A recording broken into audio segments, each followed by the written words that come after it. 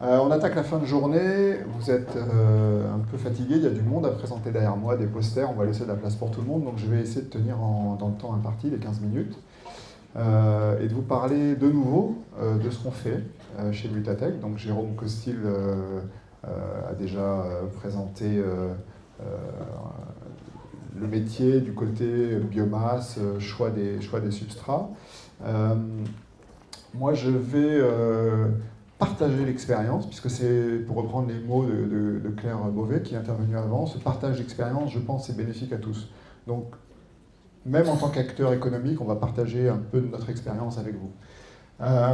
Sous l'angle de la question sanitaire. Alors, l'intitulé de ma présentation, c'est Certifly, on va y revenir. Hop, il veut bien revenir. Hop, hein. Certifly, vous y voici. C'est le nom d'un programme. C'est un nom qu'on a imaginé, c'est le nom de notre programme qui vise à une chose, à démontrer la qualité sanitaire de nos produits. Donc on va aller un petit peu dans ce sujet et vous présenter nos travaux en cours, le logo de l'ADEME, des investissements d'avenir, pour vous dire que ce programme, en fait, on l'a présenté à l'ADEME dans le cadre d'un appel à projet initiative PME, il a été retenu, ce qui nous a permis de bénéficier d'une enveloppe de financement pour supporter notre projet. Voilà, alors le projet de l'entreprise, c'est un projet dédié spécifiquement à la nutrition animale. Hein. Donc, à partir de larves de mouches soldats noirs, on produit un concentré protéique. J'ai l'habitude d'appeler ça plutôt concentré protéique que farine ou farines animales, pour des raisons évidentes. Et ce concentré protéique est, on va dire, basiquement destiné à une utilisation en volaille et en aquaculture. Voilà. C'est une entreprise qui est basée dans le sud de la France, près d'Avignon, où nous avons notre installation pilote, voilà, qu'on a démarré il y a 3 ans maintenant, et puis qui a été perfectionnée, outillée, etc., où on produit, donc aujourd'hui on produit ce concentré protéique. Et comme Jérôme vous l'a très bien expliqué, le sens même d'un projet comme celui-là, c'est de valoriser des résidus agricoles et des résidus agroalimentaires. Alors là, la photo de l'équipe, là-haut, il y a Joachim qui est présent dans la salle, avec nous, là-bas. Et puis une photo de notre installation, pour vous montrer qu'on existe vraiment. Voilà, on ne vous montre pas grand-chose, mais c'est une entreprise qui existe vraiment. Voilà, alors quels sont les produits aujourd'hui? Les produits, ce sont des larves vivantes, des larves congelées, des larves déshydratées, du concentré protéique, des huiles, des déjections d'insectes, du frass, du compost, on l'appelle comme on veut. Et le sens même de ce programme Certifly repose un peu là-dessus, c'est-à-dire sur une analyse, on va dire, d'entreprise, de se dire quels sont les facteurs clés pour qu'on réussisse. Il y en a plusieurs. C'est avoir un coût de revient compétitif, c'est un levier indispensable, on va dire peut-être même le plus important, pour donner sens à un projet. Maîtriser techniquement ce qu'on fait, et prétendre le maîtriser également à grande échelle. Être capable de caractériser les produits. On est quand même sur quelque chose de très très innovant. Certes, il y a des publications de plus en plus nombreuses, mais je pense qu'on a encore beaucoup à démontrer, et beaucoup à démontrer nous-mêmes à propos de notre propre production. Avoir des volumes. On s'adresse quand même à des marchés où les volumes nécessaires sont quand même énormes. Et enfin, garantir une qualité sanitaire et une traçabilité irréprochable. Vous voyez, on l'a mis dans les facteurs clés de succès de notre entreprise. Alors pourquoi cela, on l'a mis dans les facteurs clés? Pour 2 raisons. Une première, c'est que les autorités sanitaires françaises, ANSES, européennes, EFSA, nous l'ont dit, nous l'ont écrit dans leurs avis de février 2015 pour l'ANSES, d'octobre 2015 pour l'EFSA. Il y a un travail à faire, il y a un travail d'approfondissement, et nous, en tant qu'acteurs économiques, on se sent concernés par ces conclusions, donc on s'empare un peu du projet, on l'espère, pour le bénéfice de notre entreprise.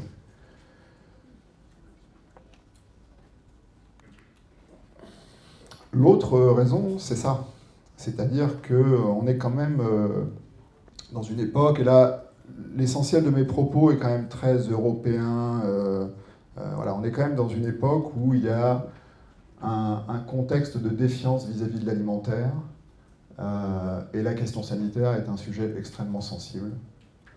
Ça a démarré un peu avec la crise de la vache folle, et puis en fait, depuis 25 ans, quand même, régulièrement, on a la récurrence de ces sujets qui marchent bien, je dirais, une fois qu'ils sont relayés par les médias.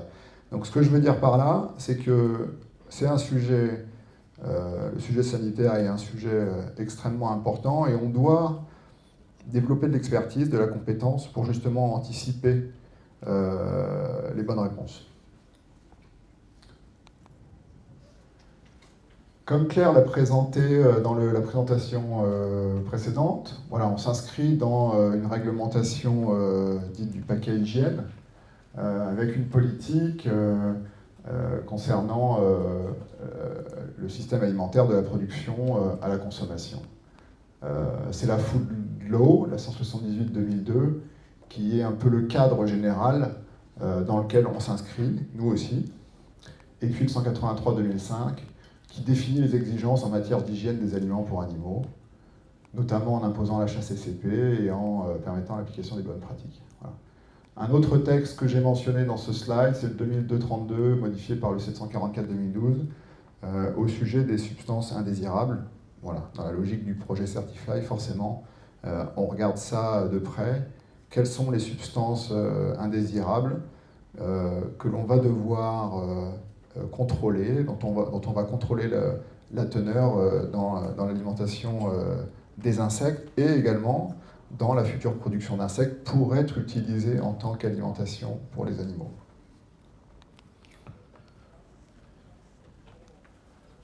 Alors les dangers présupposés, je ne vais pas forcément regarder ça en détail, vous l'avez vu dans les avis des autorités sanitaires. Voilà, les dangers chimiques avec les facteurs antinutritionnels, les polluants persistants de l'environnement surtout, sur lesquels il y a déjà eu des travaux, des publications, et sur lesquels nous on travaille un petit peu.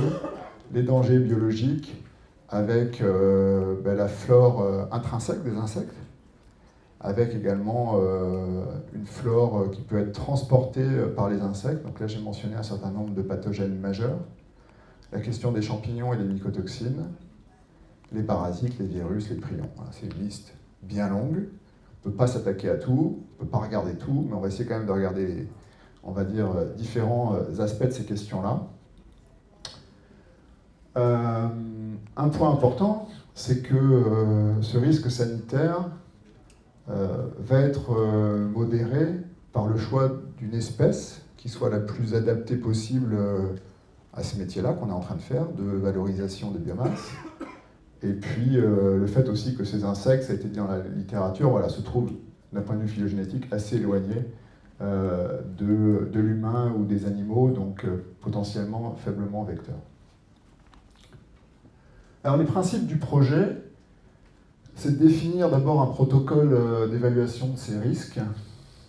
Quels sont les paramètres qu'on va analyser, les protocoles de prélèvement, réaliser le plus de cycles de production possible, donc c'est quand même l'intérêt de faire ça chez nous, c'est qu'on est des producteurs d'insectes, donc on va avoir un petit peu de volume, on va avoir des conditions différentes, on va avoir des conditions réelles, on n'est pas en salle blanche, on n'est pas en labo, et on va même pousser le curseur un peu plus loin pour avoir des conditions un peu crash test, on appellerait crash test, c'est-à-dire on va aller plus loin que ce qu'on peut trouver de façon régulière en termes de biomasse, en termes de conditions de travail, pour en gros mesurer, et si on travaillait mal, qu'est-ce que ça donnerait en termes de contamination. Et puis à partir de ça, on va essayer de tirer des conclusions et de définir des méthodes d'élevage et de transformation robustes.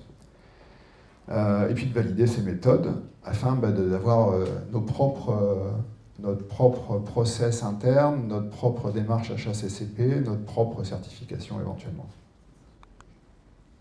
Voilà, donc c'est un programme de travail qui se détaille en quatre phases. Une première phase où on va identifier et évaluer les risques. On va faire un certain nombre d'analyses. Je vous présenterai quelques résultats de ces analyses. À partir de ça, on va commencer à définir des mesures. Est-ce qu'il ne faudrait pas plutôt travailler comme ci, travailler comme ça? Est-ce qu'il ne faudrait pas plutôt écarter ce substrat-là, privilégier ce substrat-là? Tester l'efficacité des mesures prises, et puis enfin intégrer nos conclusions dans les procédés et dans la première ferme dite de démonstrateur industriel de l'entreprise Mutatech. Voilà. C'est tout ce travail-là qu'on fait à l'étape pilote pour être prêt, pour pouvoir intégrer ça dans notre future ferme. Donc voilà, on a regardé forcément les réglementations, la biblio, on a fait un inventaire, on a commencé à rédiger un plan d'expérience, à contacter un certain nombre de prestataires, laboratoires d'analyse, à faire une petite évaluation, à en sélectionner certains, et puis à faire quelques analyses sur nos substrats, sur nos produits, afin on va dire, de cadrer un petit peu la robustesse de ce qu'on est en train de monter, et puis la répétabilité et la reproductibilité. Alors, je vous donnerai quelques petits exemples de résultats qu'on a obtenus. Alors, parce qu'on n'en est qu'au tout début, donc on en a peu, mais c'est pour vous donner un peu les orientations, le sens de ce qu'on est en train de faire et de monter. Puis je vous dirai dans quelle mesure on va aller beaucoup plus loin. Donc là, il y a des mesures en fait de métaux lourds sur des substrats, sur 3 substrats différents, avec 2 labos différents. Donc mesure de mercure, d'arsenic, de cadmium, de plomb. Et en fait, pour chacun des résultats, on voit qu'on est en dessous des teneurs maximales réglementaires, donc c'est pas forcément une surprise, mais c'est toujours bien de le savoir, sachant que voilà, on est responsable quand même de ce qu'on fait et de ce qu'on va faire. Donc on a besoin de savoir et de répéter un peu ce qu'on trouve dans la littérature. Voilà, ce qui veut dire aussi que ça nous permettra de faire des analyses moins souvent sur ce genre de paramètres. Pesticides, donc ça c'est un autre volet important dont on a parlé cet après-midi, dont vous avez entendu parler. Alors on a regardé, on a fait beaucoup d'analyses de pesticides, plus de 150 recherchés dans les substrats et les larves. Je crois même que c'est même beaucoup plus que ça, puisqu'on a fait avec 2 laboratoires différents. Donc sur 3 substrats de nourrissage et sur les 3 lots de larves élevés sur ces substrats, et on a regardé un petit peu ce qu'on trouvait, ce qui se passait. Alors que retenir de ça? Que pour 100% des pesticides réglementés en alimentation animale, qui se dénombrent, enfin il y en a 11 en réglementation, si on n'a pas fait d'erreur, il y en a 11, les teneurs ont été systématiquement en dessous des limites maximales autorisées. Donc ça c'est plutôt une bonne chose. On a trouvé des traces quantifiables pour une trentaine de pesticides dans les substrats. Donc ce sont des produits, quand même que je reprécise ça, ce sont des aliments qui viennent du circuit alimentaire humain, des aliments qui étaient parfaitement consommables, qui pour une raison ou une autre ont été sortis. On les récupère, on trouve des traces quantifiables, nettement inférieures aux limites maximum de résidus demandées. Donc voilà, pas de problématique particulière soulignée à ce niveau-là. Et j'ai mis 2 petits graphes, alors ils prennent beaucoup de place, c'est pas forcément que ça qu'il faut retenir, mais pour aussi remarquer le côté, j'ai baptisé ça biodilution, c'est un terme qui n'existe pas, mais on connaît la bioaccumulation, donc c'est un peu pour souligner l'opposé, c'est-à-dire on se demande toujours est-ce que les larves vont pas bioaccumuler. Là c'est un peu l'inverse qui s'est passé, c'est-à-dire on a trouvé des traces en certaines quantités de 2 pesticides, du fluodioxonil et du pyriméthanil. Donc c'est dans le substrat, c'est les petites colonnes en pointillés, et puis on a regardé dans les larves élevées sur ce substrat, ce qu'on retrouvait. Et en fait, on retrouvait pas grand-chose, ou rien. Donc ça veut dire quoi? Ça veut dire, ben voilà, vous donnez les substrats, vous mettez les larves, et puis en fait, elles n'absorbent pas le pesticide en question. Voilà. Donc il y a un effet intéressant de biodilution, tout simplement parce que ça passe à travers. Voilà. Donc il y aurait probablement des études un peu plus poussées, c'est probablement ce qu'on va faire, de regarder où c'est passé. Est-ce qu'on ne peut pas retrouver ça dans les déjections, pour un petit peu quand même valider ce que je suis en train de raconter. Un peu de microbiologie, alors c'est très préliminaire, hein, c'est vraiment pour vous donner... ouais, on a encore, combien? 10 minutes? Rien, 30 secondes, mais on arrive au bout. Donc sur la microbiologie, pour vous dire quoi? Qu'on a des substrats très contaminés. Quelle surprise, on a des substrats contaminés. Alors oui, on utilise des biomasses, on utilise des biodéchets, donc forcément ils sont contaminés, on a une flore assez riche.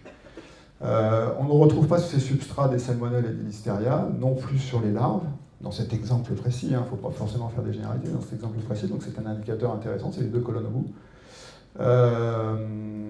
Entérobactéries, levures, moisissures, on a des larves donc, sur les 6 premières lignes où est-ce que je suis là, qui sont relativement décontaminés par rapport au substrat. Donc ça veut dire quoi? Ça veut dire qu'il va falloir quand même s'intéresser dans quelle mesure la larve va hygiéniser, et dans quelle mesure le process qu'on a appliqué derrière, parce qu'il s'agit quand même de larves déshydratées, le process a aussi fini d'assainir le produit.